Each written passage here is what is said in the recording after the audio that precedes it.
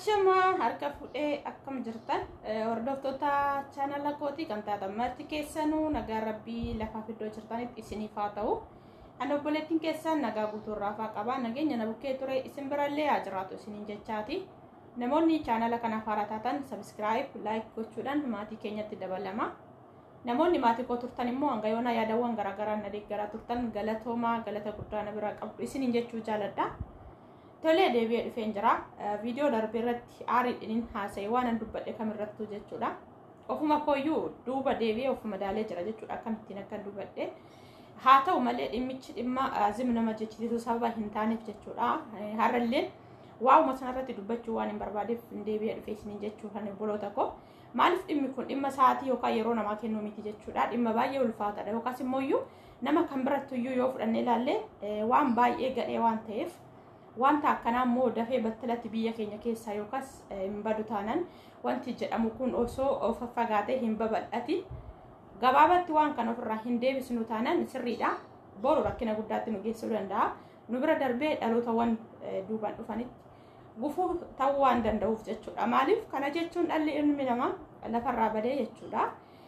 Waaqayyos immoo waan kana hin taasisu gama kamiiniyyuu gargaarsa rabbiitiin jechuudha. Namni hamma ta'e tokko waan kamiyyuu kan raawwatu rabbiidha. Rabbi biratti immoo nutillee of dagachuu hin qabnu waan kana battalatti balleessuu qabna jedhee yaada walumaa galatti jechuudha. Innaa maalirran deebi'ee dubbachuu dhufee isiniin jechuu kanani wanti kuni akkuma nuti amma fakkeenyaaf nuti miidiyaa irratti kan argaa turre amma yoona wanta haasa'amellee waan dubbatamellee miidiyaa kanarraani. Maaliif baay'inni keenya biyya namaa keessa jirra waan ta'eef gola namaa keessa jirra waan ta'eef miidiyaa irraan kan argaa turre. Haa ta'u malee wanti kaleessa dhingadamoo Finfinnee keessatti adeemsifamaa jiru jechuudha. Obboloonni keenya kan biyya keessa jira yoo dubbatanu jarri kuni ijoollee dhiiraa ta'anii akka dubartiitti dubartii uffatanii humaaneerii mataatti godhatanii jechuudha. Waan tokko jedha wanti tokko wanti irraa beekamu hin jiru jechaa jiru jechuudha. Dubartuma fakkaatu. Haa ta'u malee taaksii akka nama taraa eeggatuutti taaksiidha. Taaksii itti darbanii jechuudha.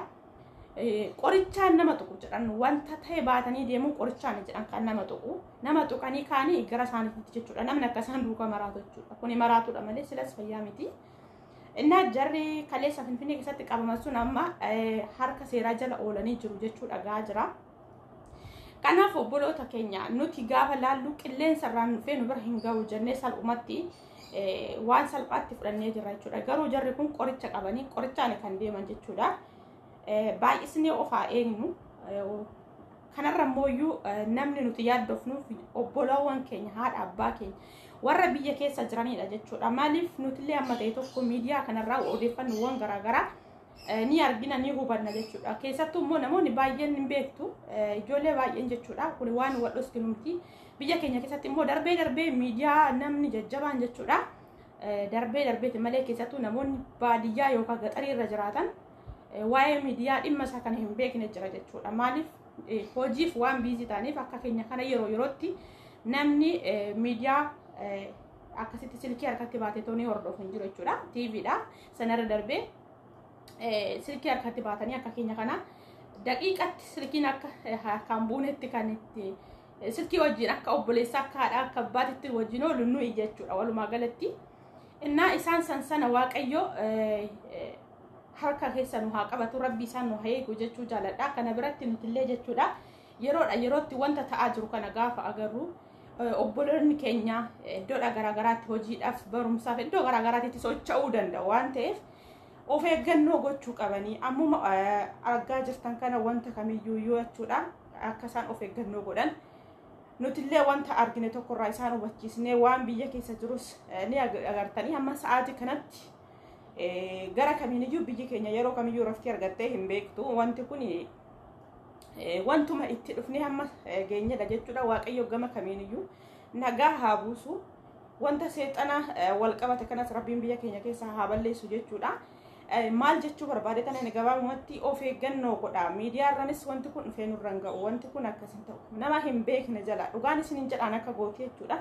Maaliif akka kanattuu dheeffine yoo jala baane gaarii jira waan hin jedhu fanan jechuudha. Maaliif namni kamiyyuu namni isin hin beekne daayirektii gaafa isin bilbilu nama sanarraa silkii hin kaasina. nama hin beekne faana silkii yookaan miisejjillee ta'e hin barreessina. Maaliif jennaan karaa kamiin akka sallalamtan karaa kamiin akka karaa irraa gortan wanta beekuu hin dandeenyeef jechuudha. Jarri kun qaaman qofa osoo hin taane miidiyaan illee yeroo baay'ee ijoollee karaa irraa gorsiisanii gara ofiitti saabati kan jiran jechuudha. Akkuma argaa jirtan kana odeeffannoon gama kamiiniyyuu babal'ataa jira. Kanaaf of eeggannoo godhaa. Akkasuma immoo yerootti gisee wanta battalatti dhageessan tokko obboloota keessan kan biyya keessa jiraniifis qooda wantoota akkanaa kan of eeggannoo haa godhanii isinin jechuu barbaada. Kanaaf warri kaleessa amma Finfinnee keessatti qabaman kuni iddoo tokko qofa miti iddootti yeroo isaan socho'an jechuudha. Nama taaksii taraa eeggatu fakkaatanii in seenuu bakka biraattis hin bu'u achi zim jedhanii osoo zooraa jiranuu osoo yerootti bootatti socho'aa jiranii yoodhaan kan isaan qabamanii wantootawwan garaagaraa silkiiwwan garaagaraa wajjinidhaan kan isaan qabamanii fayyaa fakkaatanii tasaafarii fakkaataniituma nama bukkee ta'an sana haasofsiisuu jalqabu. Wanta akkasii jedhanii gaafa itti dubbatan namoonni taaksii san keessa turan xirxaaree yookaan jechoota tibba darbe miidiyaa irra jiru kana waan dhagaanii qabaniif gurraa waan qabaniif sababa sanarraan kan wal qabate jara kana qabsiisanii jechuudha. Kanaaf yeroo akkasitti mangada irrattis ta'e eessattuu jarra akkasii kun nu qaqqaban battala sanatti osoo odeeffannoo hin fageessin achumatti namni isiniif danda'ama ta'e qaama dhimmi ilaallatu poolisii itti waamtanii qabsiisuu akka jara kanaatitti jechuudha. Kan sanarraa hafe yeroo dhabootatti sochoonu fakkeenyaaf ijoollumti biyya hambaa keessa jirtan kun baay'een keessan ijaasaa maal jettanii kan baatan hin jiru jechuudha. Of eeggannoo godhaa.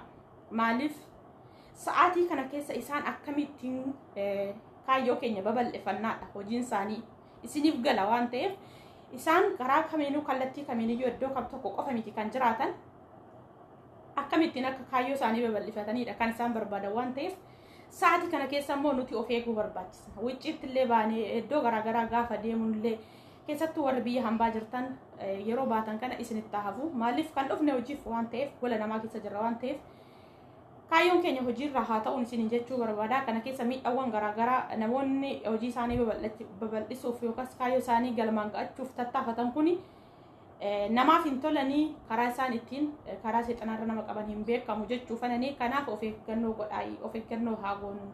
Walumaa galatti waaqayyoon immoo iyyuu lafa kanarraa isaan haa balleessu waan biraanti lafuma kanarraa isaan haa balleessu. Dhugaa rabbi jechuudha. Maaliif kuni wanta waaqa biratti illee nama biratti illee jaalatamaa sababa hin taaneef jechuudha. Kanaaf obboloota koo kanuma dubbachuu dhufe wanta kana waan an dhagayeef lakkaa waan akkanaa kuni miidiyaa irratti qofa natti fakkaate. Maaliif biyya keessa waan ga'e amma yoona qaama biyya keessa namni akkanatti qabee amma yoomi kan arga jechaa ture jechuudha. Maaliif dhuguma noormaalii akka kanatti qabamaa jiran ta'an jechuudha. Tokko lama miti jechuudha. Isaan kallattii jijjiirratanii iddoo jijjiirratanii socho'aa jiru malee haga kaayyoo isaanii galma ga'uufitti jechuudha. Baay'ee isaaniitu jira jechuudha. Amma kana mataan isaanii kan qabamu qabe amma hundee isaanillee achi keessaa buqqa'ee bakka sanatti amma isaan fagaatanii jiran kana walitti guuranii bakka sana isaan fixanitti waaqayyo illee nu haa gargaaru. Namni illee wal gargaaree harka wal qabatee jara kana dachii kanarraa isaan balleessuu qaba jechuudha.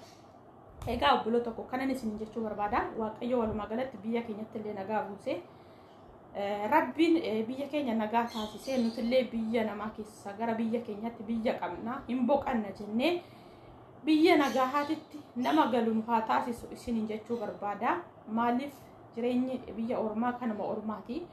Yartuu biyya ofii kan namaaf ga'u hin jiru. Haa ta'u malee immoo haalli biyya keenya keessa jiru amma sodaachisaa yookaas akkuma argaa jirru kana baay'ee waan nama jibbisiisu waan ta'eef gariin biyyumatti achi deemuu jibbinee kan baqannee toonii yeroo keenya illee nurra darbee yeroo keenya dheereffannee taa'aa jirru jira jechuudha. Kanaaf hundarra caalaa rabbii biyya keenya keessatti nagaa buuse nullee nama nagaan gara biyya keenya galuun haa taasisuun isin jedha.